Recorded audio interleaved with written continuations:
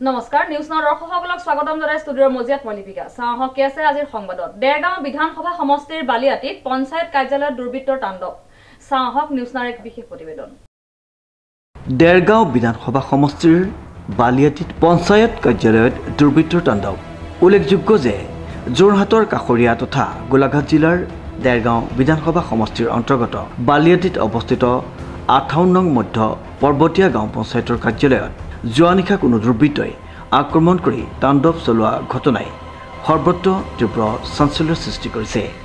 প্ৰথমতে আমি 58 নং গাঁও পঞ্চায়তৰ কাৰ্যালয়ত কালি নিশা দুৰ্বৃত্তই যি ধ্বংসলীলা কৰিছে আমি প্ৰথমতে আমি ৰাজহুৱা হিচাপে ধিক্কাৰ জনাইছোঁ।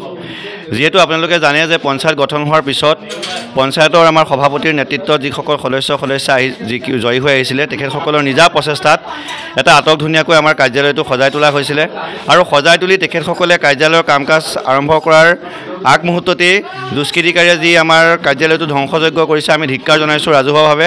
আৰু এটা কথা আমি আজি ৰাজহুৱাভাৱে জনাই দিব খুজিছোঁ যে ভৱিষ্যতে যাতে এই অনুষ্ঠানবিলাক যিহেতু কাৰো ব্যক্তিগত সম্পত্তি নহয়, এই অনুষ্ঠানবিলাক আমাৰ ৰাইজৰ সম্পত্তি, ইয়াৰ পৰাই আমাৰ ৰাইজৰ কাম কাজ পৰিচালিত হয়। গতিকে আহিব লগা দিনত যাতে দুষ্কৃতিকাৰীসকলে ৰাজহুৱা সম্পত্তিৰ ওপৰত হস্তক্ষেপ নকৰে আৰু এনেকৈ ধ্বংসলীলা নকৰে আমি সকীয়াই দিছোঁ।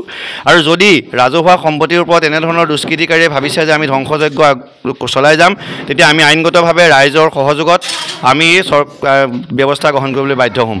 দুৰ্বৃত্তৰ দলে নিশা কাৰ্যালয়টোৰ খিৰিকীৰ গ্লাছ ভাঙি চূৰ্ণাকৃত কৰে।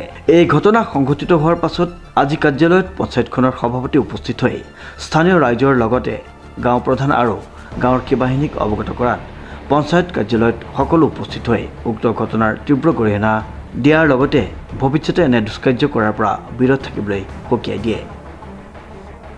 প্ৰশান্ত গায়নৰ এক বিশেষ প্ৰতিবেদন নিউজ নাও।